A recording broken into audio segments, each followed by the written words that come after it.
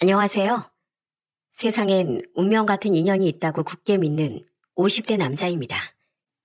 저는 원래 운명이니 인연이니 하는 말은 유치한 감성에 젖은 사람이나 하는 말이라고 생각하던 사람이에요. 그런 제가 인연을 믿게 된 건 40대 중반 시절 우연히 겪게 된 한 가지 일화 때문이죠. 그 일이 제 인생에 얼마나 큰 파장을 불러일으켰는지, 저뿐 아니라 저희 가족에게까지 얼마나 큰 변화를 일으켰는지 들으신다면 아마 모두들 깜짝 놀라실 겁니다. 시간이 아무리 흘러도 마치 어제 일인 듯 생생했던 당시 일과 제게 찾아온 엄청난 인연에 대해 저는 많은 분들께 공유해보고 싶어 이렇게 사연을 보내게 됐어요. 제 어린 시절을 짧게 이야기하자면 그리 넉넉한 형편에서 자라지 못했습니다.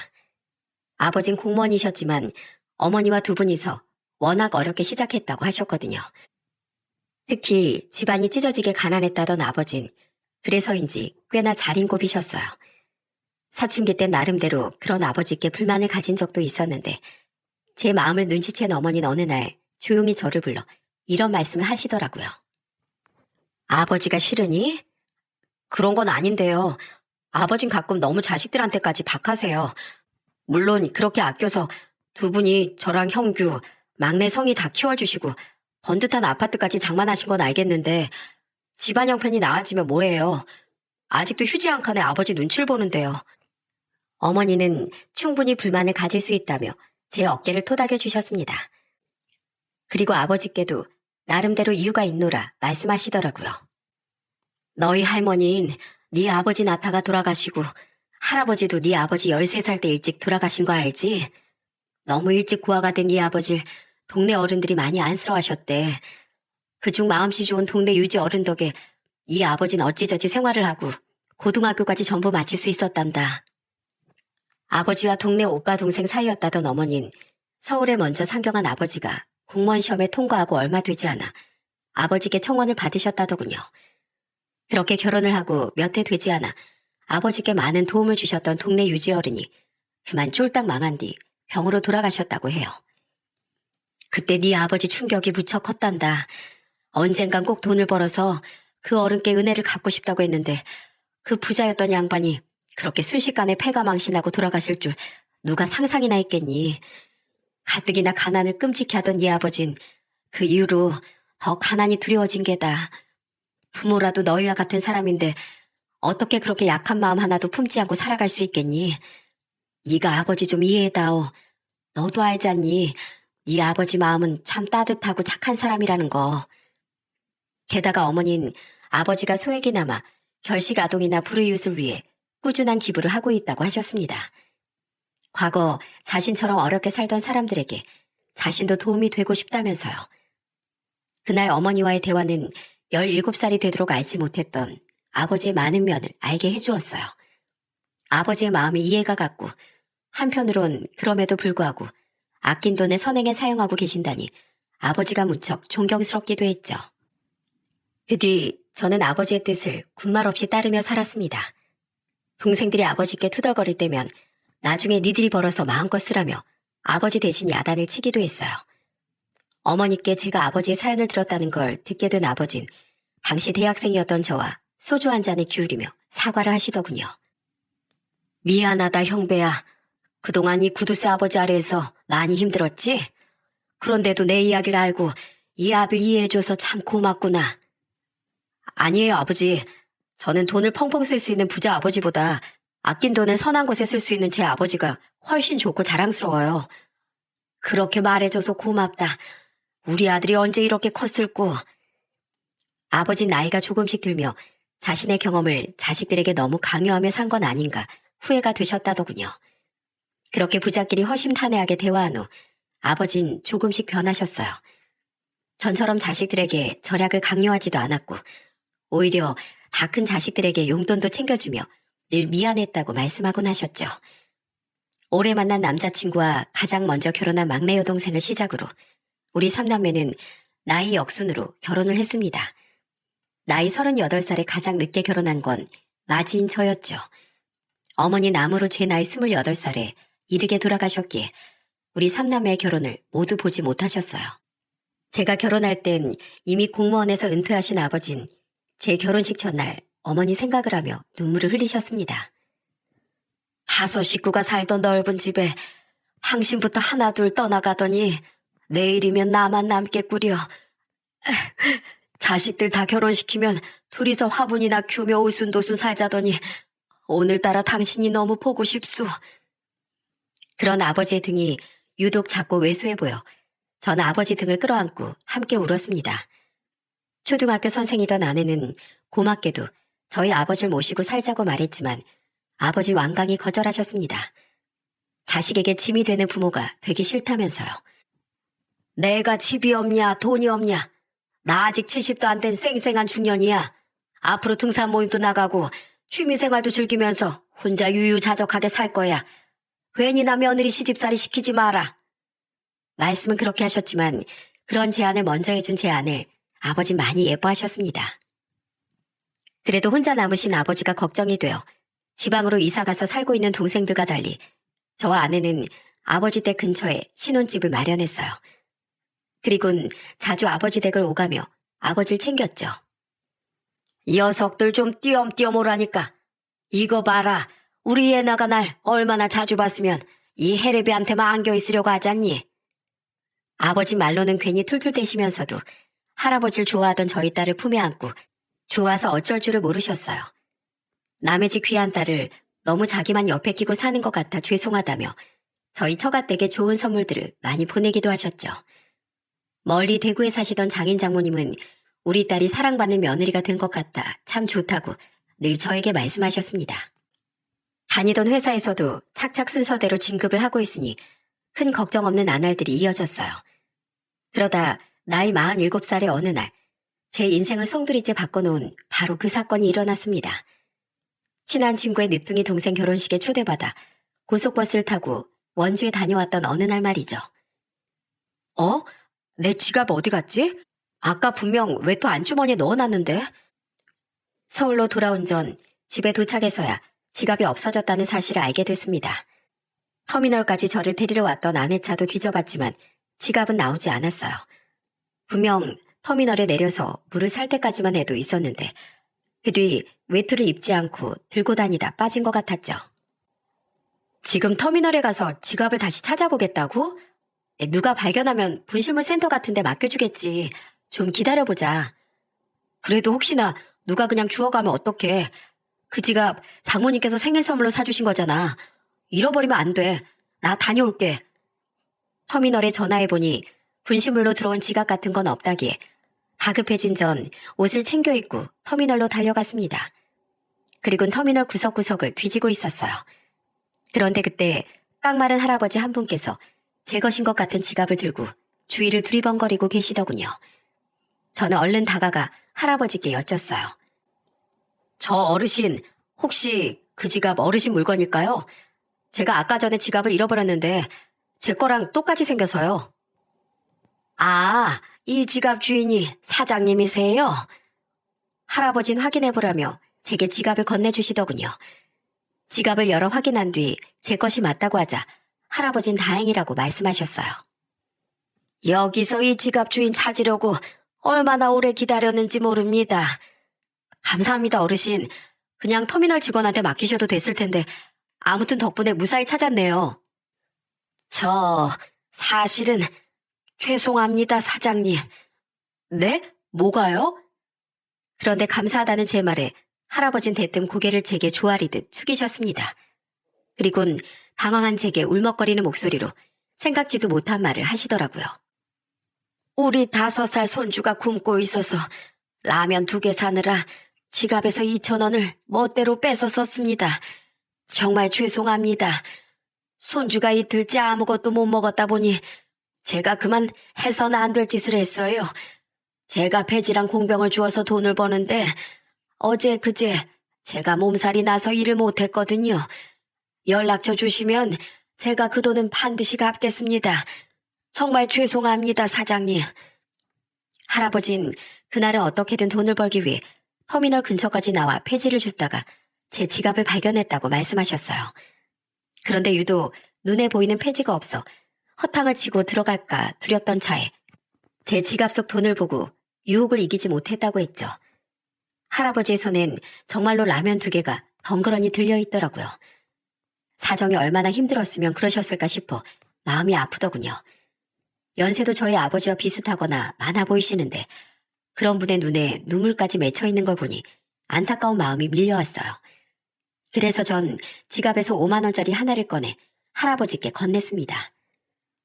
어르신, 이거 얼마 안 되지만 보태 쓰세요. 제 지갑 찾아주신 사례입니다. 2천 원은 안 갚으셔도 돼요. 이렇게 제 지갑을 찾아주셨는데 제가 그걸 어떻게 받겠어요? 감사합니다, 사장님. 하지만 이 5만 원은 괜찮습니다. 하지만 할아버진 황급히 손을 내저으며 거절하셨어요. 결국 2천 원은 받지 않기로 하고 어영부영 할아버지와 헤어졌는데 자꾸만 발이 떨어지질 않더군요. 손주로 혼자 키우시는 건가? 폐지를 오늘 못 주우면 내일은 다시 굶으셔야 하는 건가? 반찬이 아닌 라면을 산 거면 집에 쌀도 없다는 소리 같은데. 몇 발자국 걸어가는 동안 정말 오만 가지 생각이 다 들었습니다. 결국 전 황급히 몸을 돌려 다시 할아버지께 달려갔어요. 저보다 걸음이 느렸던 할아버지 역시 얼마 가지 못하셨더라고요. 어르신! 전 할아버지를 부르며 손을 덥석 잡았습니다. 할아버지 놀란 눈으로 저를 돌아보셨죠. 저는 숨을 헐떡이며 할아버지께 이렇게 말했어요. 어르신, 혹시 집에 쌀이 없으신 건가요? 예, 며칠 전에 떨어져서요. 그러면 어르신 댁이 혹시 어디실까요? 저랑 같이 가실까요? 예, 저희 집을요. 제가 감사의 보답으로 쌀을 좀 사드리고 싶어서 그래요. 돈은 안 받으신다니까 그렇게라도 보답을 하고 싶어요. 아닙니다. 안 그러셔도 되는데요. 그러지 말고 받아주세요. 어린 손주가 먹기에 밀가루보단 쌀이 낫지 않겠습니까? 쌀 무거우니까 마트에서 같이 사서 제가 직접 댁까지 가져다 드릴게요. 저는 끝까지 할아버지가 거절할까 싶어 할아버지 손을 잡고 재빨리 제 차가 있는 곳으로 향했습니다. 할아버진 몇 장의 폐지가 올려진 철제 운반수레 끌고 당황한 표정으로 절 따라오셨죠. 그렇게 저는 마트에서 쌀을 산 후 할아버지 댁으로 갔습니다. 할아버지 댁은 차가 들어갈 수 없을 만큼 좁은 골목에 위치해 있더군요. 게다가 경사까지 가파른 언덕에 있어 그동안은 이 연로한 어르신이 어떻게 쌀을 사다 날랐나 싶더라고요. 언덕 골목골목을 지나 도착한 할아버지 댁은 굉장히 낡은 빌라에서도 지하층에 속해 있었어요. 그리고 할아버지를 따라 집에 들어간 전 그만 경악을 하고 말았습니다. 들어오세요. 쌀은 여기에 놓으시면 됩니다. 정말 감사합니다, 사장님. 할아버지, 오셨어요? 고작 한 칸짜리 낡은 그 집엔 심지어 창문도 나 있지 않더군요. 방벽과 천장엔 곰팡이가 가득했죠. 게다가 그 방에 있던 사람은 삐쩍 마르다 못해 거의 뼈밖에 남아있지 않던 할아버지 손주가 끝이 아니었어요. 방 한쪽 구석엔 저보다 조금 어려 보이는 남자 한 명이 할아버지 손주와 마찬가지로 앙상하게 마른 채 누워있더라고요. 사람이 왔는데도 고개를 들어보지도 않은 걸 보니 어디가 많이 아픈 사람 같았습니다. 할아버진 입을 틀어막은 저를 보고 민망한 목소리로 말씀하셨어요. 여긴 아까 말씀드린 제 손주고 저기 누워있는 사람은 우리 손주 애빈 제 둘째 아들입니다. 제 아들은 근육이 서서히 마비되고 결국 죽음에 이른다는 루게리병 판정을 받았어요. 벌써 병에 걸린 지 3년째인데 수중에 병원비로 쓸 돈이 바닥나 집에서 세상 떠날 날만 기다리고 있습니다. 루게리병 환자들은 보통 3, 4년을 넘기기 힘들어 한다더라고요. 이젠 혼자선 거의 움직이지도 못하고 말도 하기 힘들어 합니다. 조금 있으면 음식도 못 씹어 넘겨서 콧줄을 해야 할 것 같은데 걱정이 이만저만이 아니에요. 할아버진 물이라도 대접하고 싶다며 제게 방 안에 앉으라고 권하셨습니다. 할아버지가 잠시 물을 뜨는 사이 할아버지의 손자는 못 먹어 힘이 없는 와중에도 저를 보며 호기심 어린 눈빛을 보내더군요. 넌 이름이 뭐니? 전 강지우예요. 5살. 아저씨 누구예요? 아저씨는 박형배라는 사람이야. 반가워. 아저씨가 지우 할아버지께 도움을 좀 받았거든. 그 답례를 하려고 쌀을 사온 거야. 우와, 신난다. 할아버지, 우리 드디어 밥 먹을 수 있어요?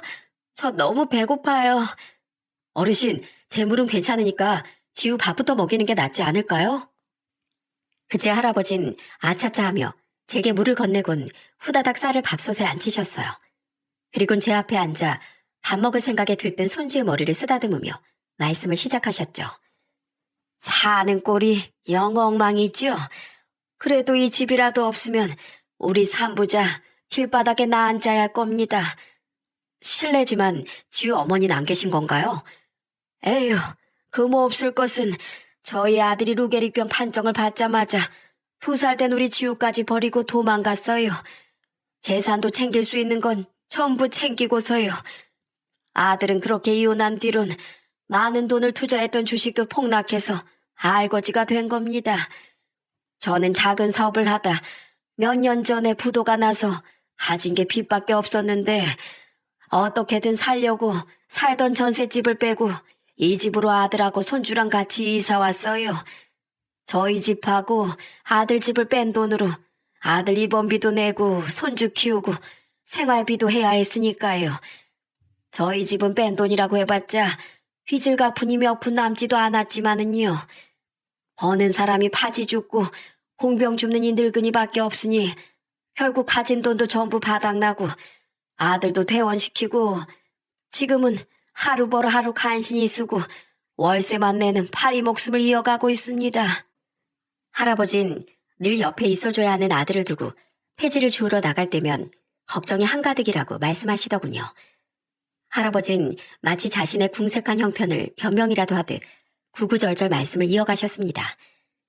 사연을 듣는데 할아버지가 살아오신 모진 세월이 느껴져 눈가가 뜨거워지더라고요. 도와줄 다른 자식은 없으신 거예요? 예, 아내도 일찍 가고 저놈 위로 있던 큰아들도 12살 이른 나이로 일찍 보냈거든요. 제 팔자가 참 박복하지 않습니까? 어떻게 저만 빼고 다른 가족들을 줄줄이 하늘로 일찍 보낼 수가 있단 말입니까?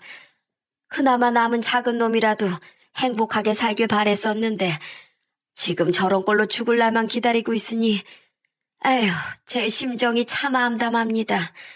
저까지 아프면 우리 손주만 혼자 세상에 남겨둬야 하는데 그것도 너무 걱정이고요. 주름진 손등으로 눈물을 쓱쓱 훔친 할아버진 오늘 처음 만난 사람에게 별 이야기를 다 한다며 민망한 듯 웃어 보이셨습니다. 저는 할아버지 등 뒤에 누워있던 할아버지 아드님의 눈에 눈물이 흐르는 것을 보고 말았죠. 제 시선을 눈치챈 할아버진 몸을 돌려 아들의 눈가에 흐르는 눈물을 닦아주셨어요.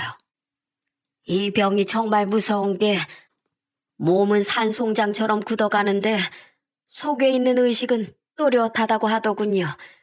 우리 아들 제 말, 손주 말 다 알아듣고 저한테도 많이 미안해하고 있습니다. 아직 만 하나밖에 안 된 것이 얼마나 괴로울까요? 물기 섞인 할아버지 말씀에 참고 있던 눈물이 터질 것 같더라고요. 그래서 전 분위기를 돌려보려 지우에게 말을 걸었습니다. 우리 지우는 나중에 꿈이 뭐야? 우리 아빠가 더 이상 안 아프고 할아버지가 늙지 않는 거예요. 그게 지우 꿈이야? 네, 아빠가 계속 아파서 돌아가시고 할아버지도 늙어서 돌아가시면 전 혼자 남으니까요. 지우의 말에 결국 왈칵 눈물을 터뜨리고 말았어요. 고작 5살 된 어린애가 세상에 혼자 남겨질 걸 두려워하고 있다는 사실이 가슴을 저리게 만들더라고요. 그때 결심했습니다. 나이가 드신 지금까지 기부와 후원을 이어오던 아버지를 본받아 그날부터 제가 할아버지 가족을 도와드리겠다고요. 어르신만 괜찮으시면 제가 어르신 가족분들을 좀 후원해드리고 싶습니다. 예? 아니 이렇게 쌀을 사주신 것도 감사한데 후원이라니요. 네, 저희 아버지께서 그러셨어요. 사람 사정은 언제 어떻게 어려워질지 모르는 일이니까 나중에 제가 도움을 받고 싶으면 제가 먼저 어려운 이웃을 돕는데 돈을 아끼지 말라고요. 어르신, 우선 어린 손주랑 아픈 아드님은 굶기지 마셔야죠. 제가 도와드릴 테니까 우리 같이 힘내요. 할아버진 제 손을 잡고 고맙다며 펑펑 우셨습니다.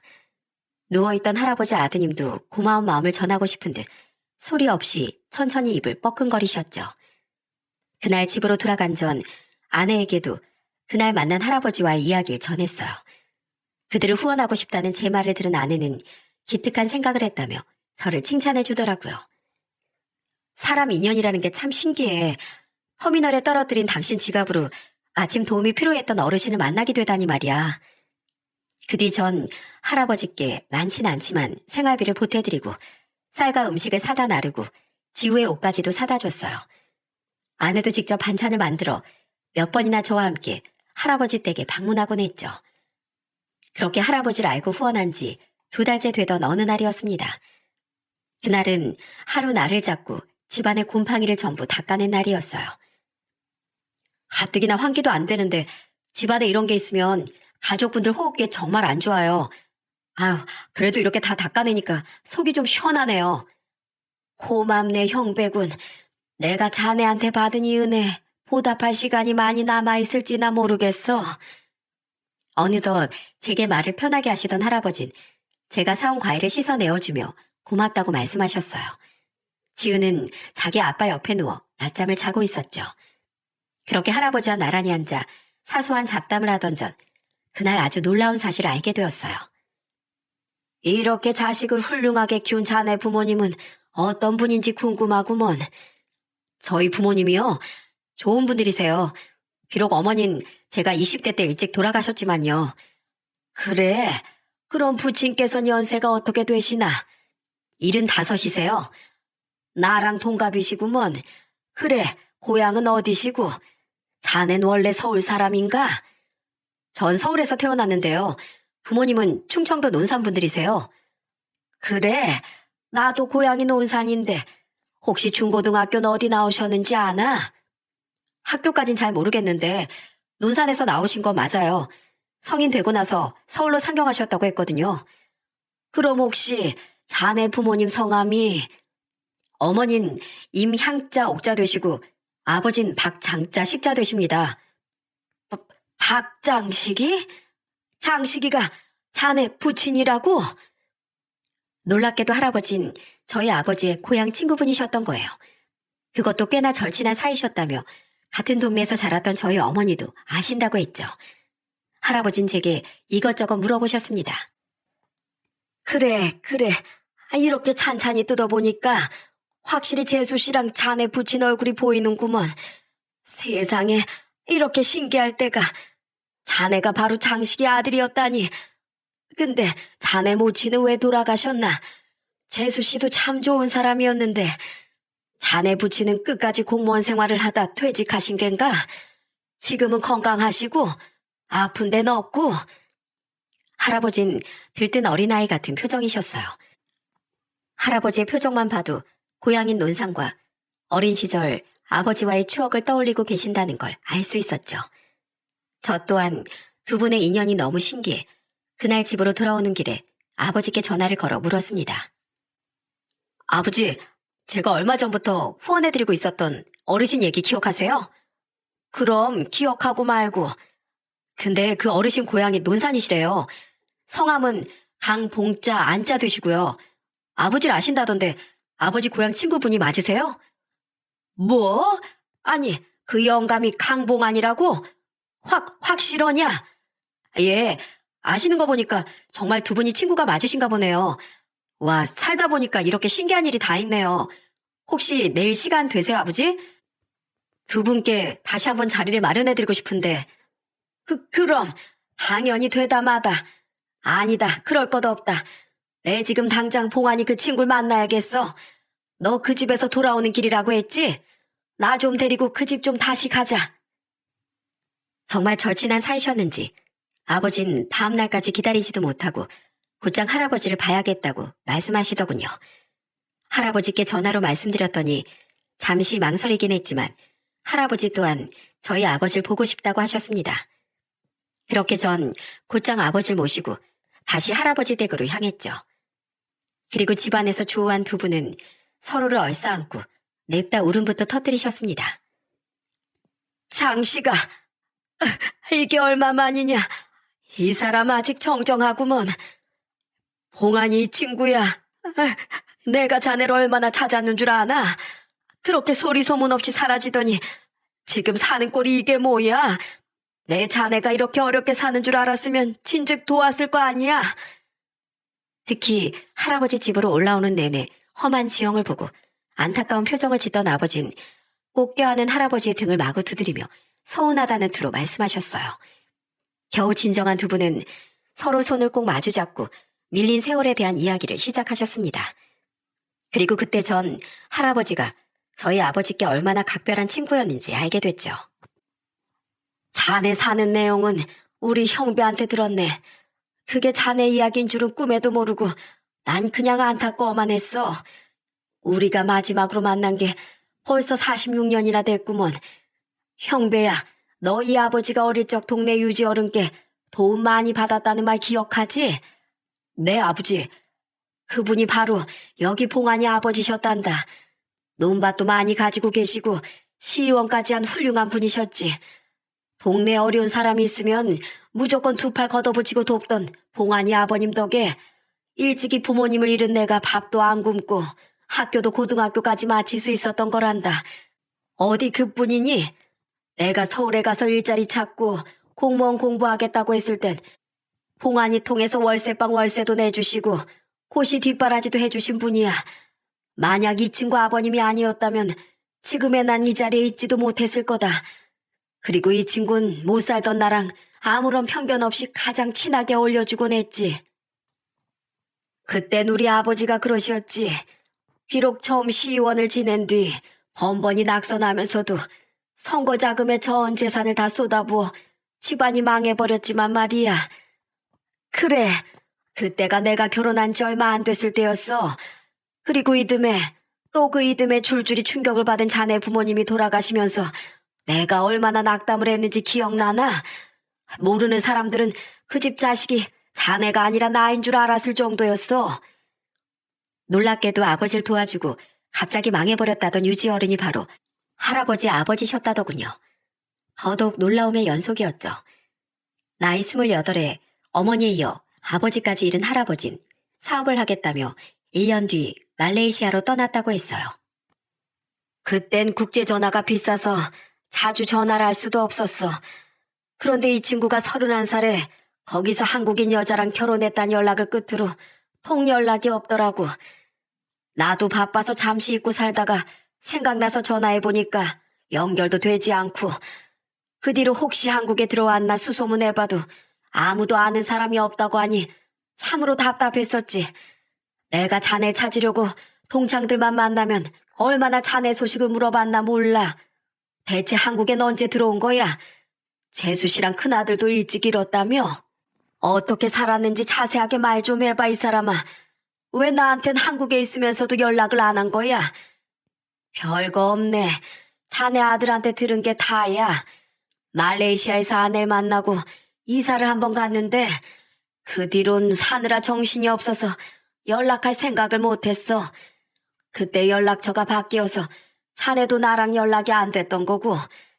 그런데 결혼한 지 고작 10년 만에 아내가 병으로 가버리고 사업까지 망하니 사람이 정신을 아주 못 차리겠더구만. 그래서 아내 죽고 3년 뒤에 한국으로 들어왔는데 그때 우리 큰아들이 교통사고로 세상을 떠나버렸어. 아내가 죽은 것도 큰애가 죽은 것도 전부 다 내 탓인 것만 같아. 하늘이 무너진 것 같았지. 게다가 집도 사업도 전부 망해버렸으니 이런 망가진 꼴로 날 아는 사람들 앞에 절대 나타나고 싶지 않았네. 그래서 고향에도 가지 않고 자네에게도 연락하지 않았던 거야. 그 뒤로 겨우 돈을 모아서 다시 작은 사업을 시작했는데 그것마저 사길당해 빚더미에 안고 말았다가 지금에 이른 거라네. 이 친구야, 마음이 힘들수록 날 더 찾았어야지. 우리 사이가 고작 그것밖에 안 됐나? 자존심도 중요하지만 사람이 우선 살아야 될 거 아닌가. 그 건강하던 친구가 온몸에 뼈밖에 없구먼. 이 바보 같은 사람아. 사연을 전부 들은 아버진 오열을 하며 할아버지의 어깨를 어루만지셨습니다. 그리고 멀뚱멀뚱 자신을 보고 있던 지우도 한 번 껴안고 누워서 눈물을 흘리고 있던 할아버지 아드님 손까지 한 번 꽉 잡아보셨죠. 할아버진 그런 아버지를 보며 힘없이 말씀하셨어요.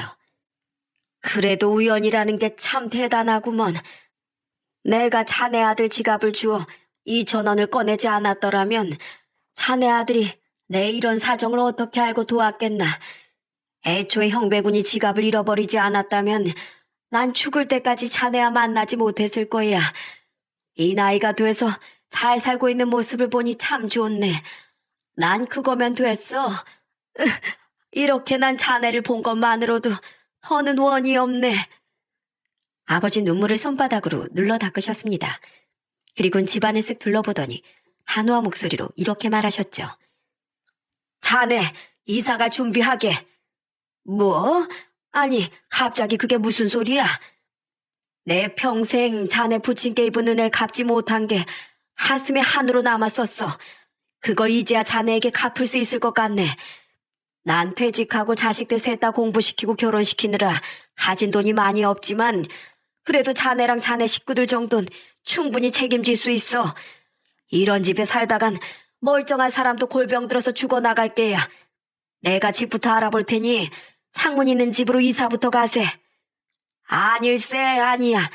지금 내가 자네 아들에게 지고 있는 빚만 해도 마음이 늘 무거웠네. 그런데 어떻게 그런 큰 도움을 받는단 말이야? 난 이러려고 자네를 만난 게 아니야. 자존심 챙기지 말게. 삐쩍 마른 자네 손주 안 보이나? 안 그래도 아픈 자네 아들을 더 고통스럽게 만들 참이야. 난 자네 부친 덕에 사람 같은 인생을 살고 있는 사람일세. 아버님 덕분에 밥도 안 굶고 학교도 다니고 이렇게 공무원까지 됐어. 그러니 내가 자네에게 해줄 수 있는 건 자네 아버님이 나한테 해주신 일에 비하면 아무것도 아니야. 내 말 듣게나. 알았나? 하루를 살아도 사람답게 살아야지 봉안이 이 친구야. 아버지의 말에 할아버진 아버지의 손을 잡고 눈물을 뚝뚝 흘리셨습니다. 아버진 그런 할아버지의 손을 어루만지며 그동안 살아내느라 고생했다고 함께 흐느끼셨죠. 며칠 뒤 아버진 정말 할아버지 산부자에게 작은 전셋집을 하나 구해주셨어요. 저와 아내는 두 팔을 걷어붙이고 이사를 손수 도왔습니다.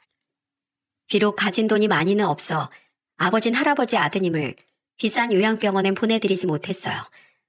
대신 할아버지께서 폐지를 줍지 않아도 살아갈 수 있는 생활비를 다달이 드리고 거의 매일같이 할아버지 댁에 찾아가 지우를 돌봐주고 아드님 간병을 도와주셨죠.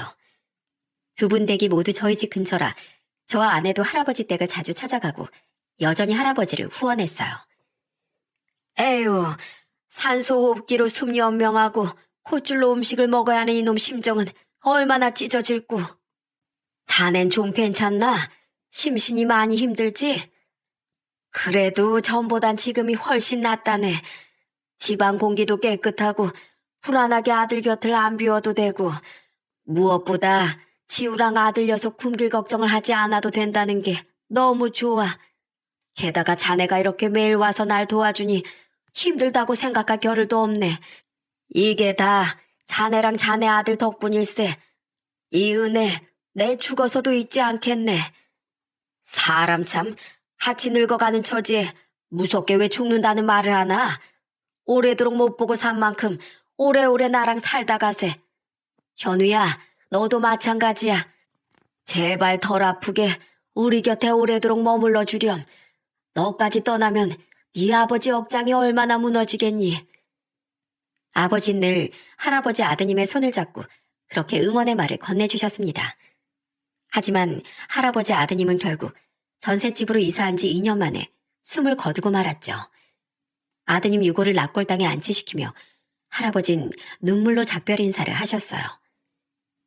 현우야, 마지막까지 유언 하나 제 입으로 말하지 못하고 얼마나 괴로웠니? 이 애비가 너무 못나서 널 더 편안하게 보살펴주지 못해서 정말 미안했다. 이제 거기 가선 두 다리로 마음껏 뛰어다니고 큰 소리로 웃기도 하면서 행복하게 살아. 네 엄마랑 우리 큰놈한테도 안부 전해주고 고생 많았다 내 아들. 할아버진 끝내 무릎을 꿇고 바닥으로 눈물을 뚝뚝 떨구셨어요. 지우는 허리 숙여 그런 자기 할아버지를 꼭 안아주었죠. 할아버지, 울지 마세요. 지우가 옆에 있잖아요. 아빠 이제 아프지 마세요. 그리고 다음엔 꼭 건강하게 태어나서 또 저희 아빠가 돼주세요. 안녕히 가세요, 아빠. 고작 7살 된 어린애의 말에 그 자리에 있던 아버지와 저, 그리고 아내까지 모두 눈물을 터뜨렸습니다. 그리고 할아버진 아드님을 보낸 후 지우와 함께 저희 아버지 댁에서 살게 되었어요. 아드님을 보내고 돌아오던 차 안에서 저희 아버지가 할아버지께 이렇게 말씀하셨거든요. 애 많이 썼네, 이 친구야. 그리고 자네, 지우랑 같이 우리 집에 들어와서 사는 거 어떻겠나. 나도 자네도 이제 살 날도 그리 많이 남지 않았을 텐데 같이 살면서 노년의 쓸쓸함이나 함께 달래세. 무엇보다 나랑 같이 살면 지우가 덜 외로울 거 아닌가. 만약 자네가 나보다 먼저 가게 된다면 내가 지우를 돌봐줄 수도 있고 말이야. 지우야, 할아버지랑 같이 살래? 할아버지가 장난감 많이 사줄게. 그렇게 이사를 한 후 어르신을 부르던 제 호칭엔 조금 변화가 생겼습니다. 저는 할아버지를 작은 아버지라고 부르게 됐어요. 제 아내 또한 작은 아버님이라고 부르게 됐고요. 거기엔 지우와 관련된 이유가 컸는데 지우가 저희 아버지를 큰할아버지라고 불렀거든요.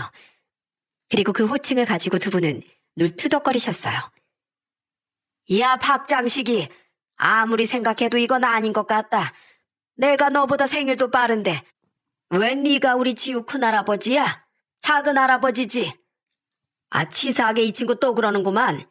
여기 애들 보는데 그런 거 가지고 꼬투리 잡는 거 창피하지도 않어. 내가 옛날부터 누누이 말했지. 난 내 아버지가 출생식을 늦게 해서 그렇지. 원래는 자네보다 생일이 3달이나 빨라. 그걸 어떻게 확인하나. 증거도 없는데. 아, 자네 지금 은근슬쩍 말 옮긴 거 다 봤네. 얼른 다시 제자리로 옮기지 못해? 참, 80 다 된 노인네가 눈만 밝아가지고. 그리고 자네, 이제 폐지 좀 그만 주러 다니라니까 왜 말을 안 들어? 우리 둘이랑 지우까지 셋이 먹고 살 돈은 나한테도 충분히 있어. 자네가 그러고 다니면 자식들만 욕먹는 거야. 아, 내가 손주가 있지. 자식이 어디 있어? 나 놀려? 왜 없어? 저기 있잖아. 형배랑 우리 어머만 안 보여? 내 자식이라서 하는 말이 아니라 저 정도로 나한테든 자네한테든 하는 애들 요즘엔 친자식이 얻어 드물어. 그건 자네 말이 맞지. 알았네. 내 더 이상 안 나감세. 두 분은 함께 장기도 두고 노인정도 다니며 서로 떨어질 줄을 모르셨습니다. 몇 번은 제가 두 분을 고향인 논산에 모시고 다녀오기도 했죠. 또 두 분은 집안에서 함께 화분도 많이 기르셨는데 가끔 토마토나 딸기도 직접 키워 저희에게 선물해 주기도 하셨어요. 저와 아내는 지우보다 3살 많던 딸도 자주 그 집에 데리고 갔고 가끔 두 분이 놀러 가셨을 땐 지우를 저희 집에 데려와 재우기도 했습니다. 그랬더니 외동이던 두 아이는 마치 남매처럼 서로 잘 어울리더라고요. 물론 가끔은 진짜 친남매처럼 싸우기도 하면서 말이죠. 야, 강지우, 너 또 내 일기장 표지에 낙서했지? 메롱 메롱. 그러게 누가 그런 못생긴 고양이 그려진 일기장 가지고 다니래? 너 잡히면 죽어. 특히 평생 아픈 아빠와 힘들어하는 할아버지를 보며 우울하게 살아왔던 지우는 누나에게 장난치는 일이 너무 즐거웠나 보더라고요. 저희 딸의 손방망이에 두드려 맞으면서도 늘 저희만 보면 저희 딸부터 찾았거든요. 아저씨, 예나 누나랑 같이 안 왔어요? 예나 누나 보고 싶은데. 오늘은 아저씨가 바빠서 누나를 못 데리고 왔어. 지우는 예나 누나가 그렇게 좋아? 친구들보다? 친구들도 좋은데요. 누나는 제 가족이잖아요. 세상에서 가족은 가장 소중한 존재라고 학교 선생님이 그러셨어요. 비록 저와 아내를 아저씨와 아줌마라고 부르긴 했지만 지우에게 우린 모두 가족이라고 느껴진 모양이더군요. 그런 지우의 마음이 너무 고마워 지우의 머리를 쓰다듬어 주었죠. 아버지와 작은 아버지가 함께 사시다 보니 제 두 동생의 가족 또한 작은 아버지와 지우를 당연히 만나게 됐습니다. 아버진 두 동생에게 작은 아버지를 자신의 은인이라고 소개하셨어요. 그동안 얼굴은 못 뵀어도 형이랑 아버지께 말씀 많이 들었습니다. 늦었지만 예전에 저희 아버지를 도와주셔서 정말 감사드립니다. 내가 도왔나? 내 아버지께서 도우셨지. 오히려 지금 매일같이 은혜를 입고 있는 건 나을세. 가족들만 모여야 할 명절에 괜히 나랑 우리 손주가 끼어 있어서 해가 되는 건 아닌지 모르겠네. 에이, 무슨 그런 말씀을 하세요. 지금 저희 아버지랑 사시면 당연히 저희랑도 가족이나 마찬가지죠. 동생들과 재수 씨, 매제, 그리고 조카들 모두 작은 아버지와 지우를 거부감 없이 환영해줬습니다. 그렇게 행복한 노년을 지내다 작은 아버진 아버지와 함께 산 지 5년 뒤 82세의 나이로 집에서 편안히 숨을 거두셨어요. 마치 잠에 빠진 것처럼 평온한 미소를 띠고 말이죠. 작은 아버지 장례를 치르며 저는 며칠 전 작은 아버지께서 제게 하신 말을 떠올렸습니다. 요새 자꾸 몸의 기운이 빠지는 것 같아. 살 날이 얼마 남지 않다는 게 느껴지네. 왜 그런 말씀을 하세요, 작은 아버지. 저희 아버지랑 오래오래 지우 다 크는 것도 보고 가셔야죠. 그건 너무 욕심 아니겠나.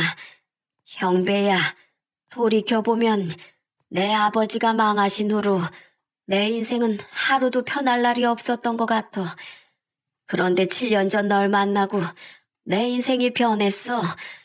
너랑 네 아버지 만난 덕에 우리 둘째도 조금은 편안하게 보내줄 수 있었고 우리 지울 마음 놓고 맡길 사람이 있어 내가 편하게 죽은 가족들 곁으로 갈 수 있을 것 같다. 형배야, 네 아버지 나처럼 많이 연로한 사람이다. 그러니 너무 많은 빚을 진 너에게 마지막으로 내 염치 없는 부탁 하나만 더 해도 되겠니? 무슨 부탁이요? 내가 가면 혼자 남게 될 우리 지우 부디 외면하지 말고 어른이 될 때까지만이라도 잘 좀 보살펴다오. 어릴 때부터 너무 많은 고생을 하고 산 아이인 거 너도 잘 알잖니. 부탁한다 형배야. 작은 아버진 정말로 눈앞으로 다가온 자신의 죽음을 예견하셨던 것 같아요. 끝까지 자신이 아닌 손주 걱정뿐이던 작은 아버지의 모습이 떠올라 장례식 내내 눈물을 참기가 너무 힘들었죠. 장례식이 끝난 후 아버지 또한 저와 아내를 불러 이렇게 말씀하시더군요. 어머마, 아버마, 너희들 혹시 지울 입양할 생각이 있니? 봉안이 이렇게 보내고 만약 나까지 가버리면 그 어린 것이 또 얼마나 상처를 받을지 벌써부터 걱정되는구나. 아버지, 안 그래도 집사람이랑 상의했는데요. 저희 지우 자식으로 입양하려고요. 돌아가신 작은 아버지께서도 생전 제게 지우를 부탁하기도 하셨고 지우는 이미 우리 가족이나 마찬가지잖아요. 맞아요, 아버님. 저도 지우 보면서 자꾸 마음이 짠했어요. 아무래도 엄마 손길이 많이 필요할 나이니까 더 지우가 마음에 걸렸던 것 같아요. 지우, 저희가 품을게요. 저희 친정 부모님도 이미 알고 계세요. 그리고 아버님, 예전에 제가 아버님 모시고 살고 싶다고 했던 말 기억하세요? 갑자기 그 얘긴 왜? 이번에 작은 아버님 보내면서 저랑 아범이랑 의논했어요. 이번엔 정말 아버님을 모시고 살 때가 된 것 같다고요. 아버님 연세도 많으신데 혹시 혼자 사시다가 무슨 일이라도 생기면 어떡해요. 아버님, 제가 며느리살이 안 시킬 테니까 이젠 저희랑 애들이랑 같이 살아주세요. 부탁드려요. 갑작스런 아내 이야기에 아버지 눈물을 터뜨리셨습니다. 그리곤 고맙다고 말씀하셨죠. 아마 쭉 혼자 사시다가 5년 동안 친구분과 즐거운 삶을 사셨으니 그 빈자리가 전보다 훨씬 크셨던 것 같아요. 그렇게 우린 지우를 입양했고 아버지 댁으로 들어가 합가를 했습니다. 저희의 입양 소식을 듣고 장인 장모님도 제 동생들도 모두 잘한 일이라며 응원해줬죠. 그렇게 셋이었던 우리 식구는 5이 된 지도 벌써 1년이 지났어요. 올해로 초등학교 6학년이 된 지우는 여전히 저희 아버지와 벌써 중3이 된 저희 딸과는 매우 잘 지냈는데 유독 저와 아내를 조금 어려워하더군요. 전엔 아줌마 아저씨였다가 갑자기 엄마 아빠가 되었으니 충분히 어색해할 만하다고 생각했어요. 여보, 우리 시간을 가지고 충분히 기다려주자. 다른 것도 아니고 지우 엄마가 되는 일인데 난 언제까지고 기다릴 수 있어. 그런 지우가 얼마 전 처음으로 저에게 엄마 아빠라고 불러주었답니다. 주말을 맞아 다 같이 가평 나들이를 가기로 한 날 안방에서 아직 준비를 하고 있던 저와 아내에게 지우가 이렇게 말하더군요. 엄마, 아빠, 할아버지가 날 샌다고 빨리 나오시래요. 지우야, 너 지금 우리한테 엄마, 아빠라고 한 거야? 놀란 제 말에 지우는 얼굴을 새빨갛게 물들인 채 바닥만 쳐다보더군요. 그런 지우에게 너무 고마워. 저와 아내는 이제 정말 우리 아들이 되어준 지우를 꼭 안아주었죠. 끊임없이 고맙다, 고마워하며 눈물까지 흘리다 결국 밖에서 기다리던 저희 아버지께 안 나오냐 하는 호통을 듣기도 했다니까요. 아내와 제가 요즘 바라는 건 두 가지입니다. 하나는 저희 아버지와 마찬가지로 연로하신 장인 장모님이 오래도록 정정하게 살아계시는 것. 또 한 가지는 우리 아이들이 밝고 건강하게 자라주는 거예요. 특히 일찍이 친가족을 모두 잃는 아픔을 겪은 우리 지우가 행복할 수 있도록 저와 아내는 최선을 다해 좋은 부모가 되어줄 생각이랍니다. 끝까지 손주 걱정을 하던 작은 아버지께서 그런 저희를 보고 부디 걱정을 내려놓으셨으면 좋겠네요. 터미널의 한 할아버지와 인연은 이렇듯 저희 아버지의 오랜 친구를 되찾아 주었고 저와 아내에게 귀엽고 의젓한 아들을 만들어 주었습니다. 실제로 겪어보니 세상엔 이런 운명 같은 인연이 정말로 존재하더군요.